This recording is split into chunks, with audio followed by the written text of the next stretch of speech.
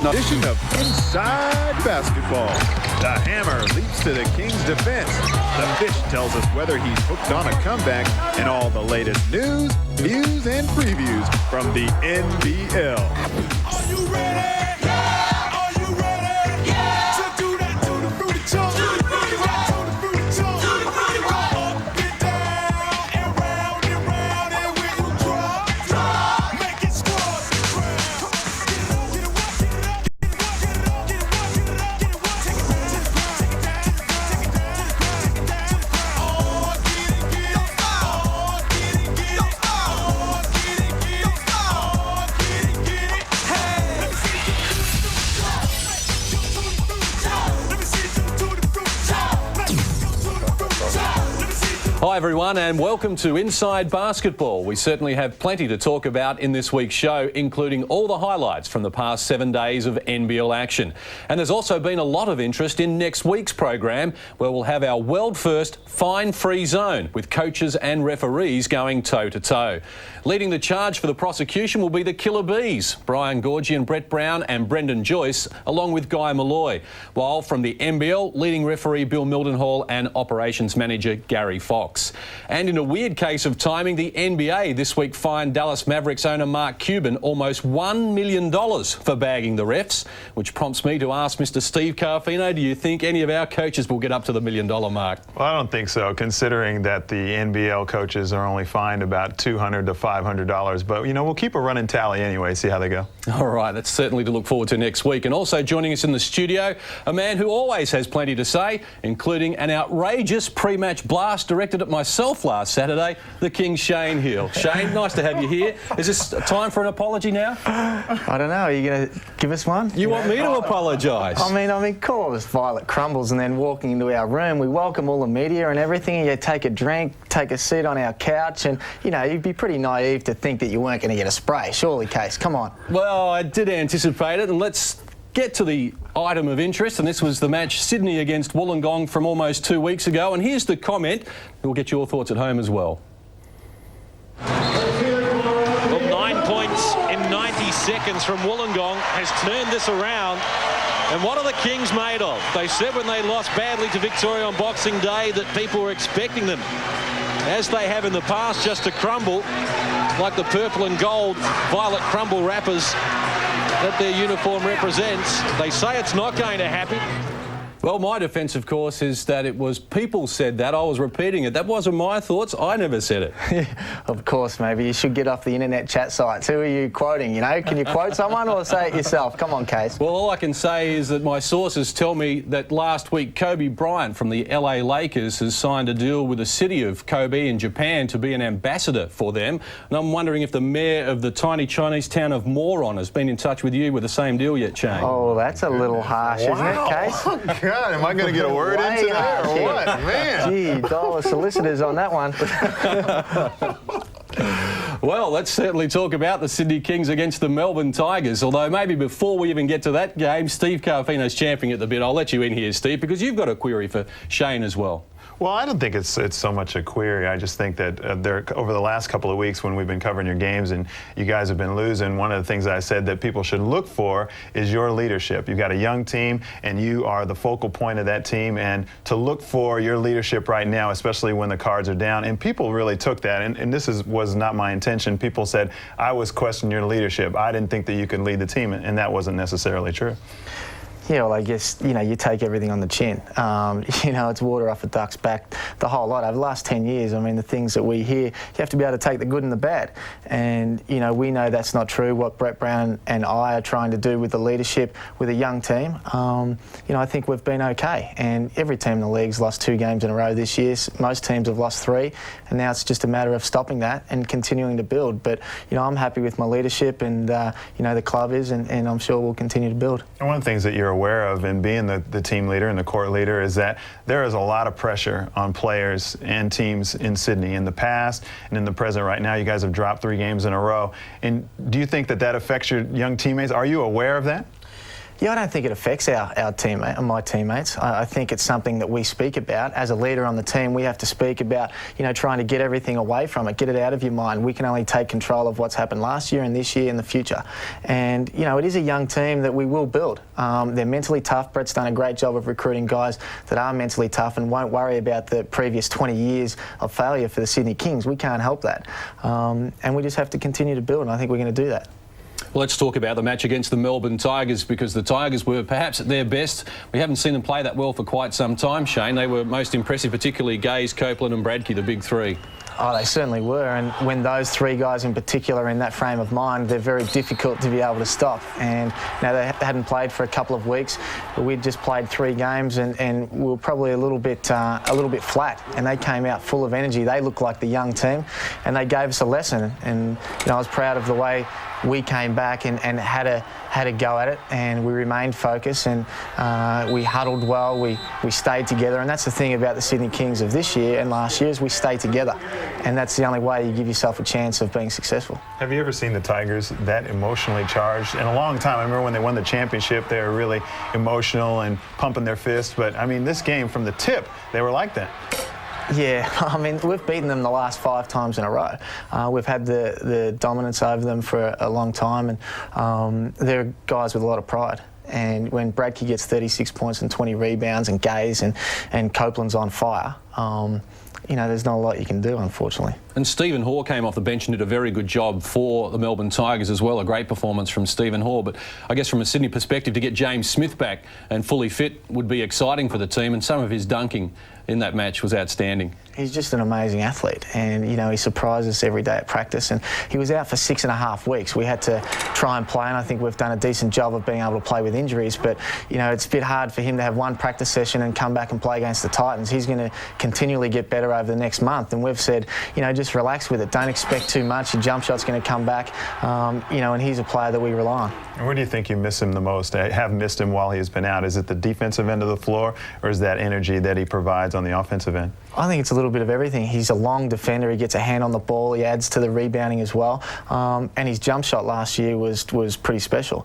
This year he's taken a little bit longer to get going because he hasn't had his touch. But I would expect in the next 3 or 4 weeks he'll be knocking down jump shots. When we get double teamed so much, he'll get open shots. And does he cop any heat for his hair at the moment? I'm sure if you're dishing out heat in the change room, seem to be a target at the moment.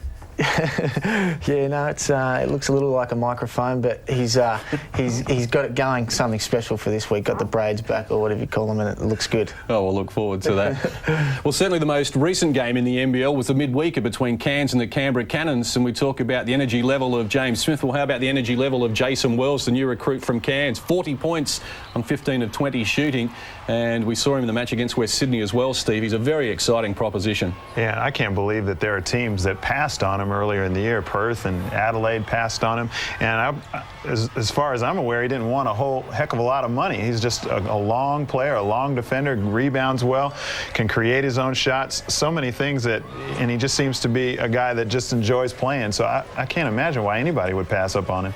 And the Canberra Cannons' woes on the road just continue, and they have problems with David Patrick. A knee injury will keep him out for the rest of the season, and it was George Banks injured in that match. He played only 14 minutes. He has a hip strain, although they are still hoping that he will suit up for the matches this weekend.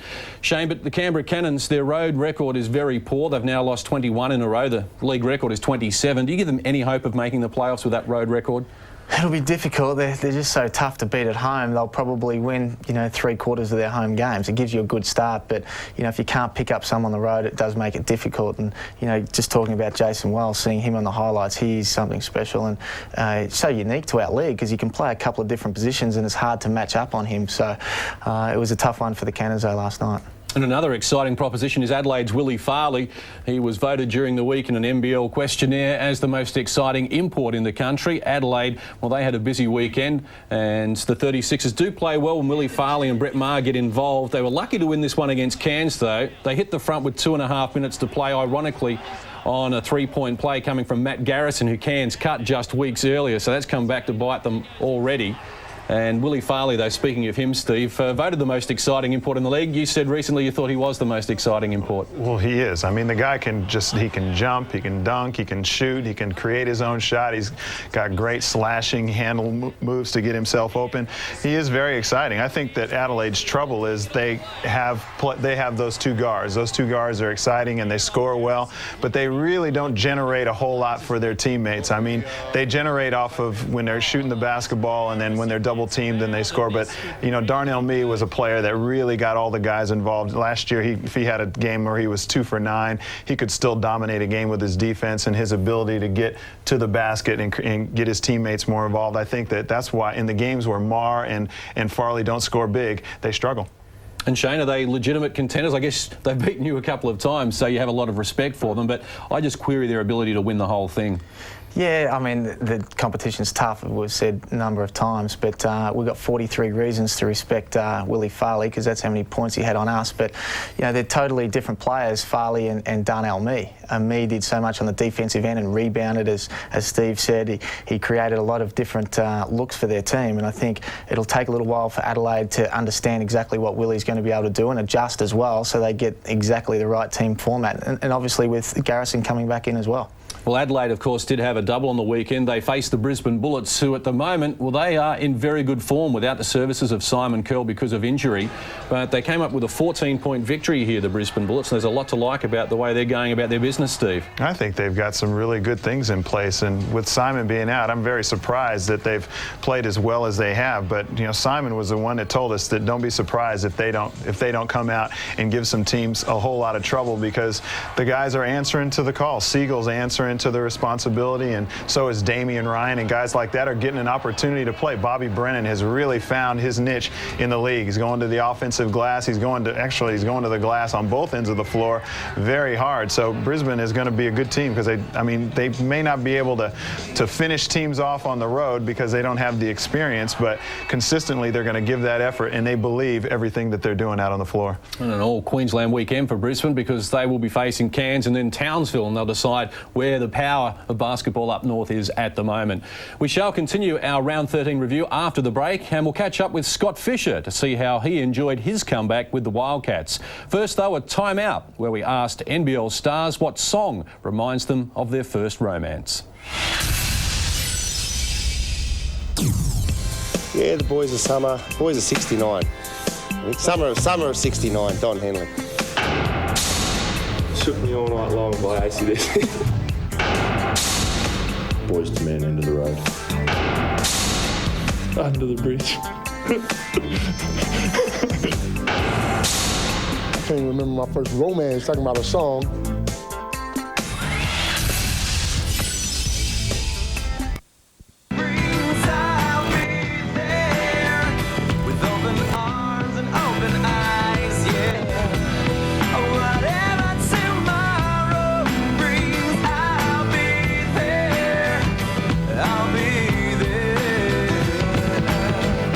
Well, just when we thought it was safe to go back into the NBL waters, the big fish has resurfaced, although this one-off return for the Wildcats was hardly a man-eating display. Scott Fisher was none of 5 from the field in a 13-minute cameo, but he did enjoy a winning feeling after the clash with Wollongong, and he joins us now from Perth to tell us all about it. And Fish, just looking at you, you've let yourself go during the off-season. You'd run out of full game at the moment. I tell you what, you know, life as a retired player is pretty easy, and it's pretty fun. And I had not put on basketball shoes for 9 months before that week. And after the Wildcats lost to Brisbane, I thought, hey, I want to get back out there. I just want to train with them one time just to show them that you know what desperation and hustle's all about. And although my brain said that, my body still struggled to show them any quickness or any jumping ability. But I think it sort of lifted you know, the way the players went about that week leading up to their game against Wollongong. Did you underestimate how tough it is to go out there and be a positive factor in the game? No, I didn't. I had well, as far as playing the game, I didn't even think I was going to be playing the game until late Thursday night, and went on to sign the shortest and lowest paying NBL contract in history. But I didn't really underestimate. My expectations of myself were quite small. All I wanted to do was lay elbow on flesh.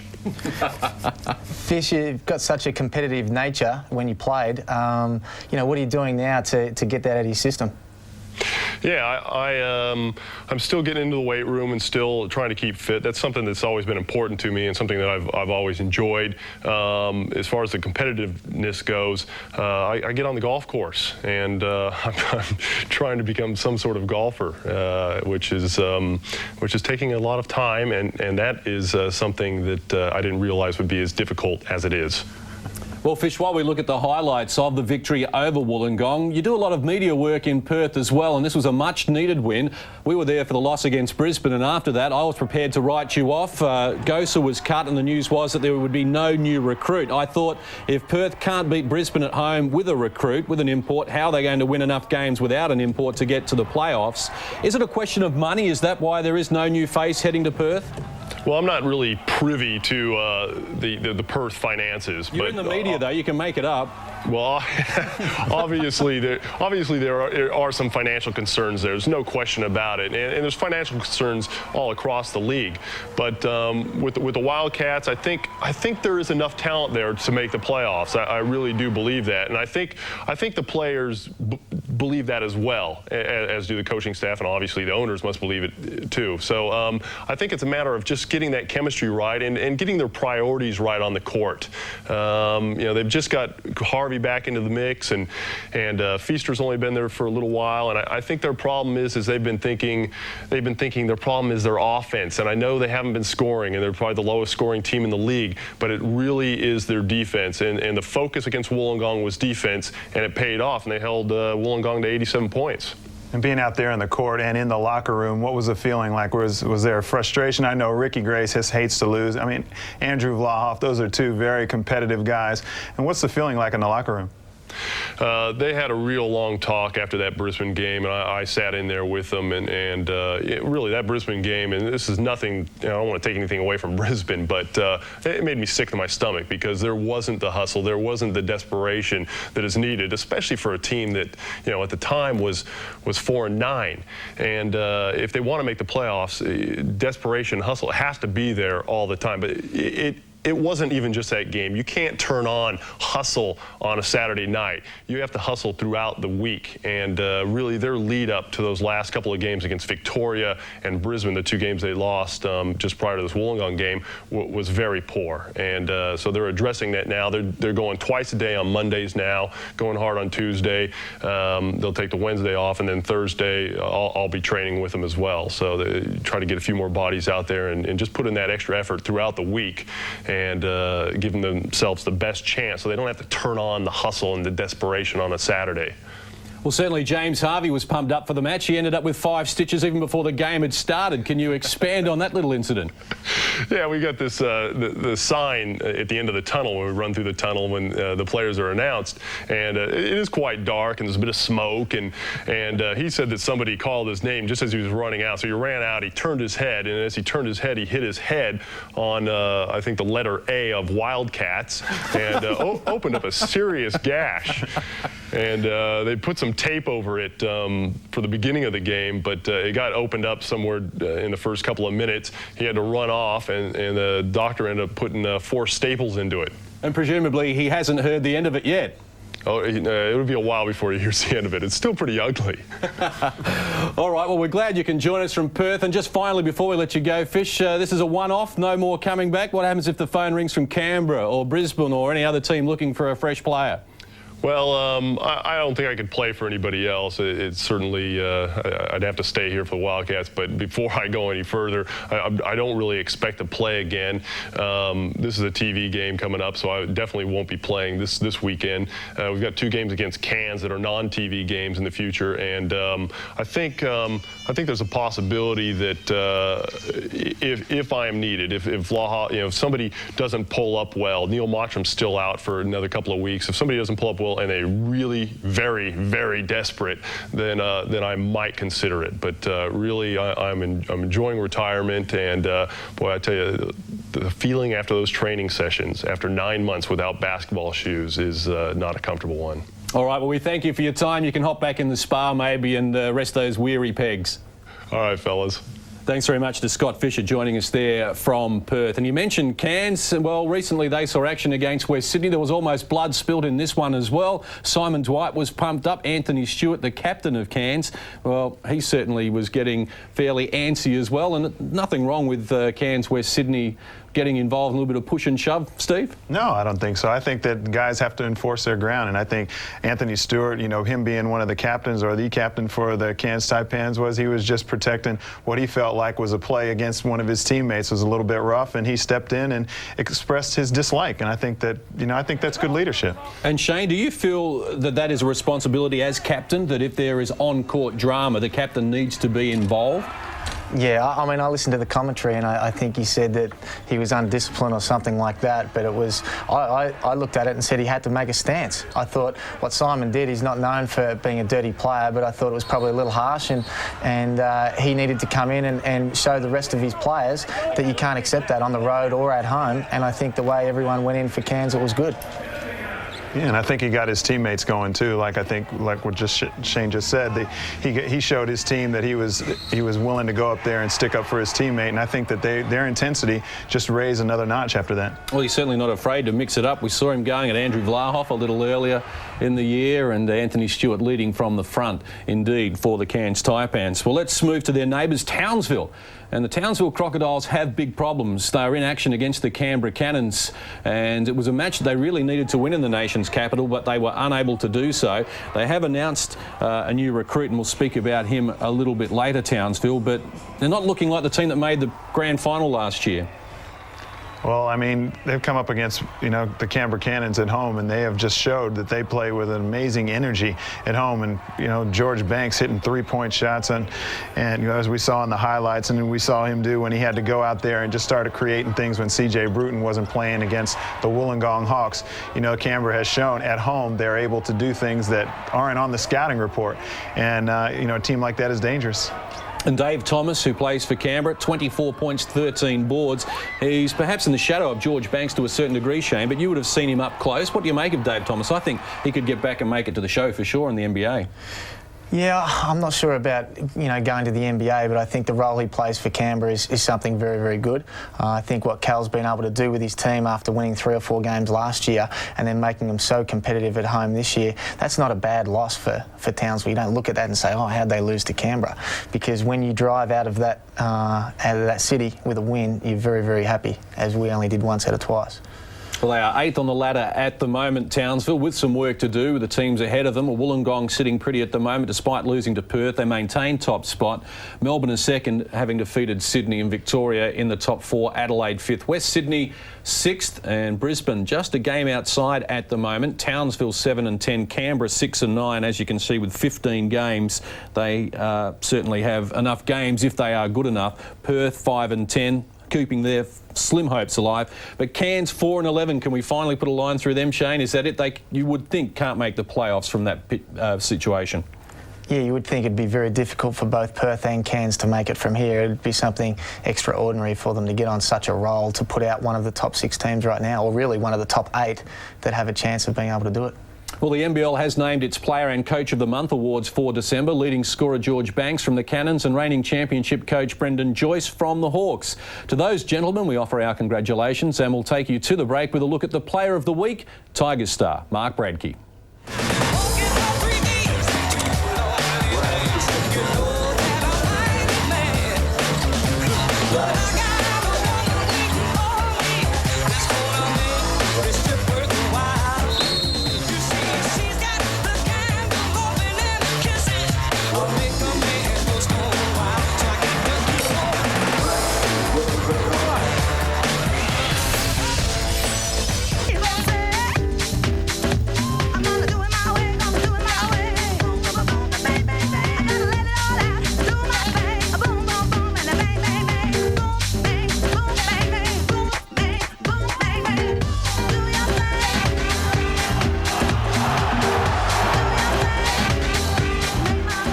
That's a classic, isn't it? They're always animated, Shane Hill. We just love playing that.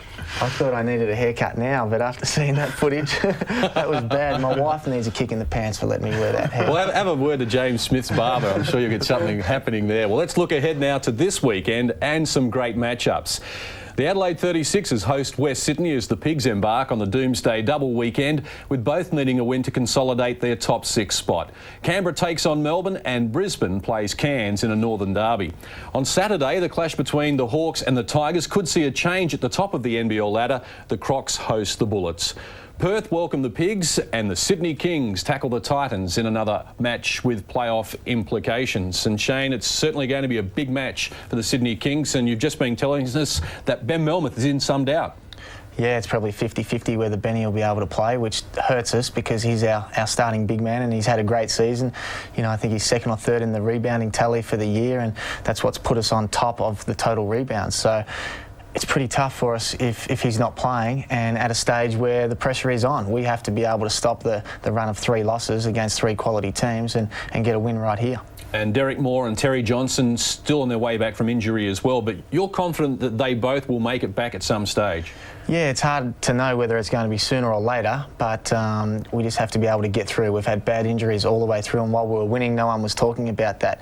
Now it's sort of mounting up, and we just don't have a lot of bodies. And, you know, Derek Moore's been a great player last year, and he's someone we needed to give us a little bit of a pinch off the bench. Same with Terry Johnson, a great defender, and that's where we're hurting a little bit right now.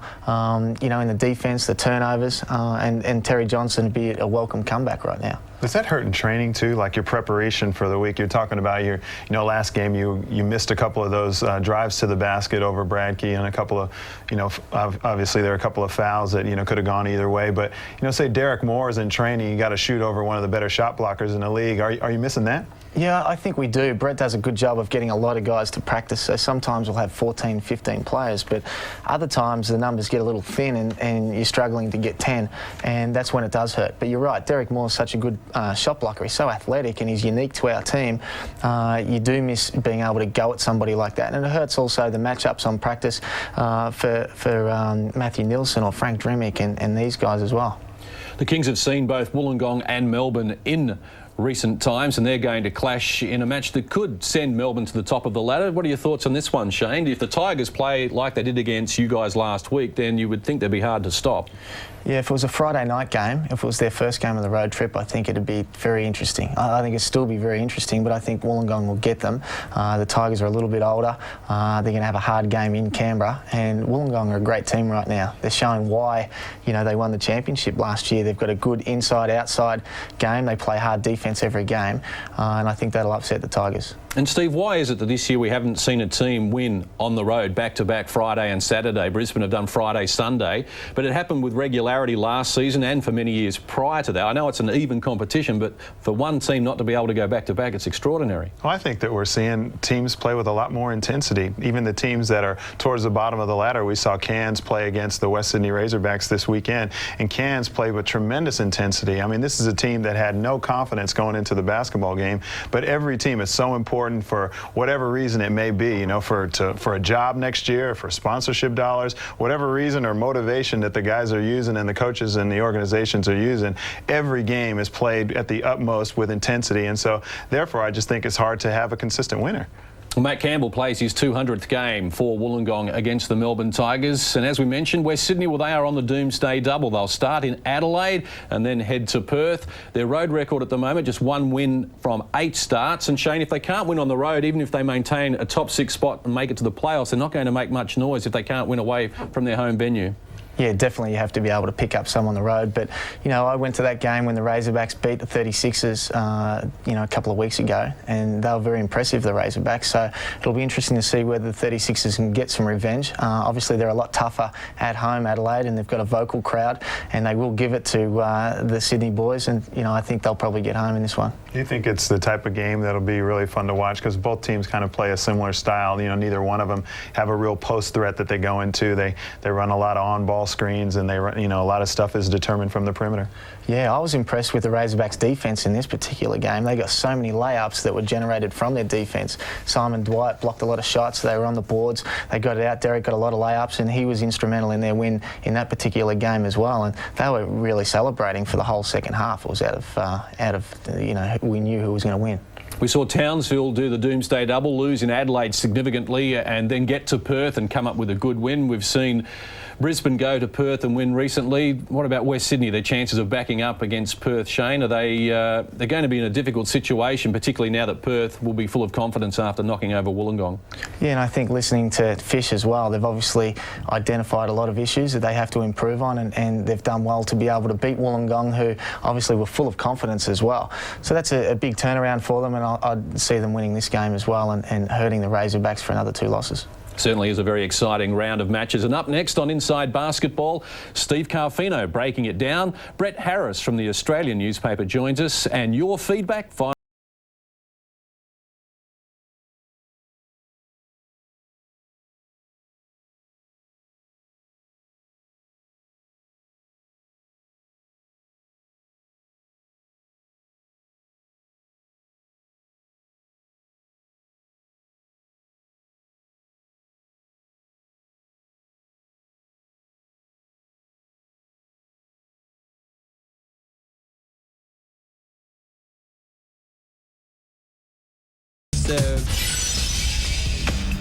They lead by a single point.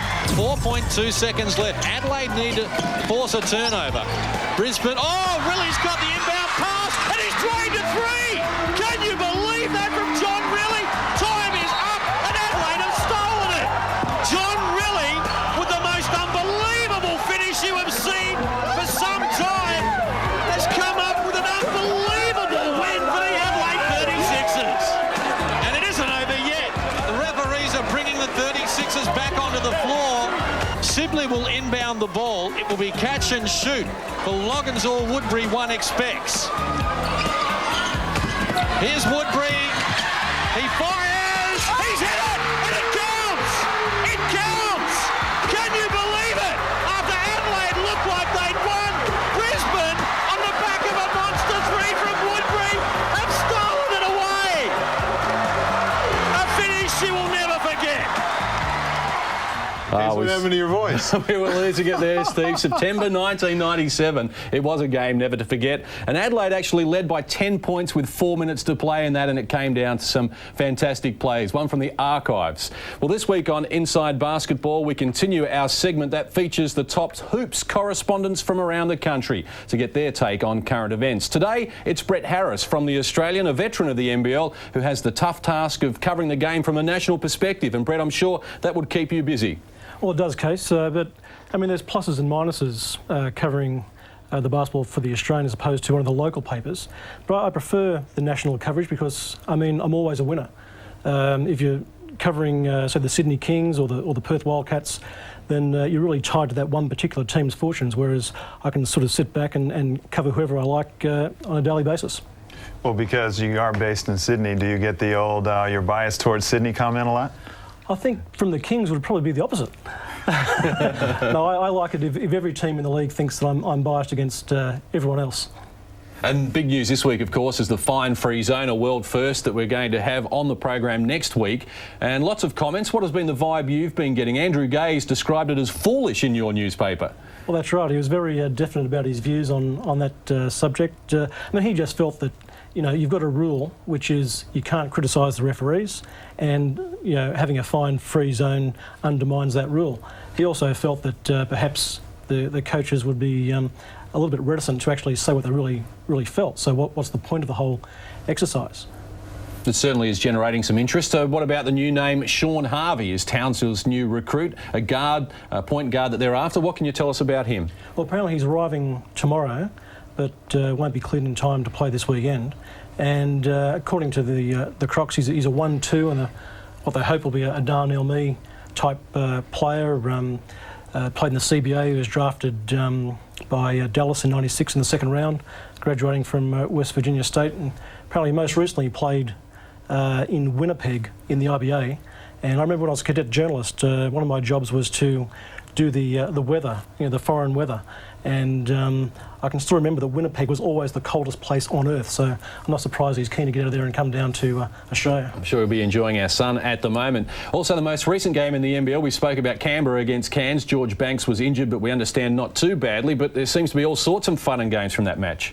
Well, apparently there was a report from the Cairns-Canberra game that a fan sitting behind the Canberra bench, I don't know whether it was a Canberra fan or a Cairns fan, poured water on Cal Bruton. And the league's investigating this, but at the moment we haven't got any details about whether it happened or how it happened or anything. I would hope it would be a Cairns fan, not a Canberra Cairns fan. It's pretty hot up there. I wouldn't be throwing my drink around. I'd be throwing something else if I was going to attack Cal. But you enjoy, obviously, the national perspective. And as you say, in some ways, it is easier when you have to cover the whole league. Well, in some ways it's easier, in some ways it's harder. Just from a logistical point of view, you have to make so many more phone calls each day to try and stay on top of the news. It's a lot more, travelling involved if you're covering the playoffs as opposed to just covering, going where one team goes. But at least you're always guaranteed of making the playoffs. So many basketball writers, they cover the sport for the whole regular season, and that's the end of their season. Whereas at least I'm guaranteed to be there to going through the championship each year. How many phone calls do you make a day, Brett? I know you call a lot of people, and I know a lot of people call you Columbo. You're always sniffing something out. What's the go? Well, look, I don't really think I should say publicly, because if Rupert Murdoch hears, he might give me a pay cut if he finds how much I'm costing him each day. I'll stick around, Brett and Shane, because we'll have a look at our viewer email for this week, and we'll get the take on this from the boys as well. Avancho Neskovsky from Preston in Victoria writes, does the NBL have a salary cap? The answer is yes. And if so, why isn't it lifted so more quality players may be selected in one team, creating a more challenging and exciting league? Well, I guess, Brett, at the moment, so many different teams are going through the hoop financially, are struggling, that if we increase the salary cap, we might have a smaller league in terms of number of teams.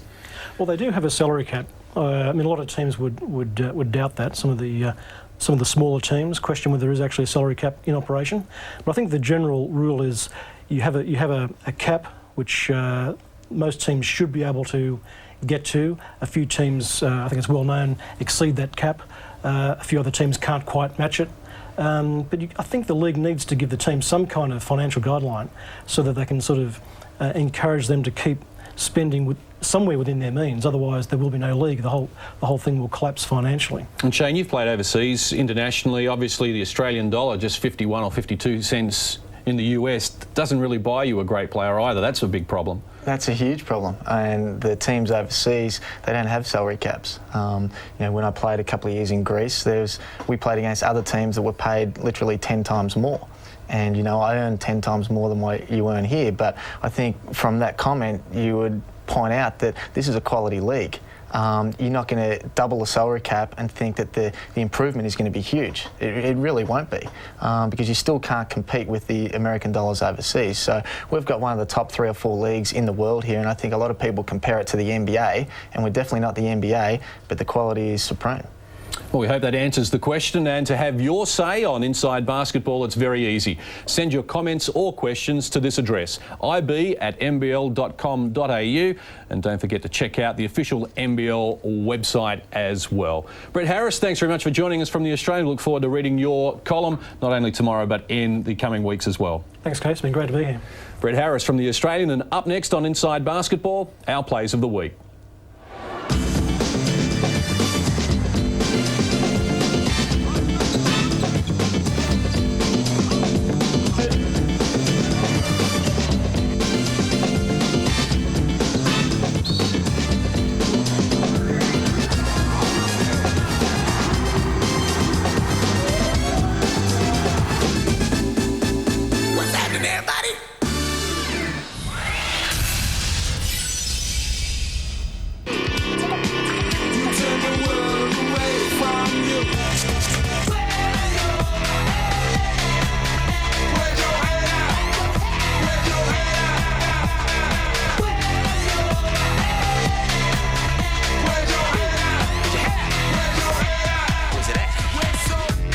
Thanks for staying with us here on Inside Basketball. Next week, the coaches and refs get together to finally settle their differences in our world-first fine-free zone.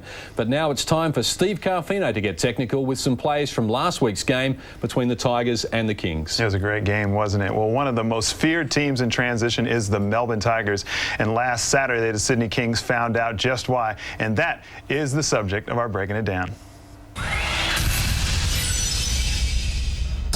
Well, the Melbourne Tigers can hurt you in so many different ways. They do a good job of keeping the floor space. This is where Leonard Copeland catches a basketball and shoots, and they were extremely hot early. Now, good spacing is why Andrew Gaze can put the basketball on the floor and create and look for an open area to go to. Also, turnovers, they are able to capitalize on that. But there are so many different ways they can do it. This time, Leonard Copeland hits Andrew Gaze, and he gets by Shane Heel, and then he's fouled and goes to the line. So there's another way that the Melbourne Tigers get you in transition. This time, it's a poor shot by Matty Nielsen. It's like an outlet pass, and this is a perfectly executed fast break with Leonard Copeland keeping the proper spacing and shooting the basketball outside the three-point line. This time on a turnover, Marcus Timmons is able to get the strip, and then watch this finish by Andrew Gaze, and the Melbourne Tigers were just unbeatable in transition last week. Very impressive indeed. That is almost it for another show, but first, Bill Fisher's unique version of Plays of the Week.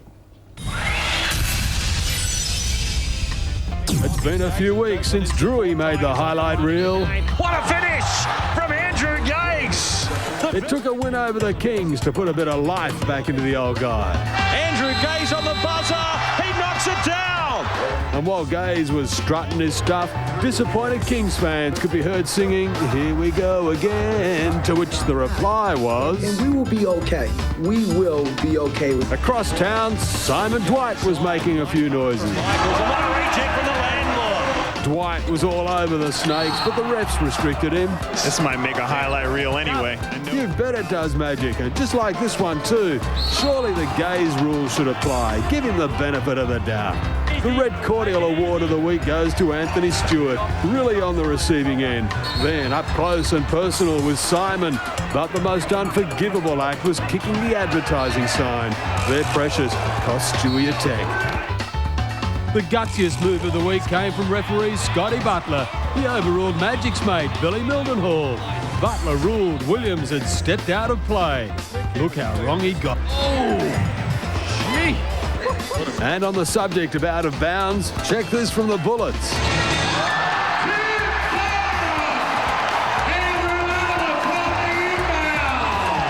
Gaze again, this time the alley-oop pass for David Smith through the back door. Then it was Heel and Smith. James, that is. And now Shane Hill has James Smith on the end of a monster jump. Oh, the alley-oop. You can see it coming, but the Tigers couldn't prevent it. And James Smith is airborne again. There was some serious dunking. Farley in Brisbane, Farley in Cairns. Simon's baseline move at the pig pen. Benny Knight with a breakaway jam off the Perlman pass. But the best by far, to prove he is back, came from James. Against Mark Bradley. Oh, settles with the dunk on Bruce Bolden. This time, it's the biggest, baddest man on the planet, Mark Bradley, who is posterised by James Smith. And I'm glad to say we have sorted out the posterised situation. Of course, the player being on a poster being dunked on was the reason that we were talking about that. Now, Shane Hill's been kind enough to come in. I did call him a moron a little earlier. I'll apologise for that, but we'll give you a last say. Take a free swing. No, I'm all quiet over here at Moronville. We've got to get a few more wins under the belt before we start talking too much. A little bit quiet after 3 losses, so we'll see what we can do Saturday. I don't like the sounds of that, Steve. I could be in all sorts of trouble. Great to have you with us again, and look forward to this week. This is just a great show to be a part of. Looking forward to it on the Fine Free Zone. Yes, indeed. Next week it will be a Fine Free Zone on Inside Basketball. We hope you can join us for that. This has been a Fox Sports production.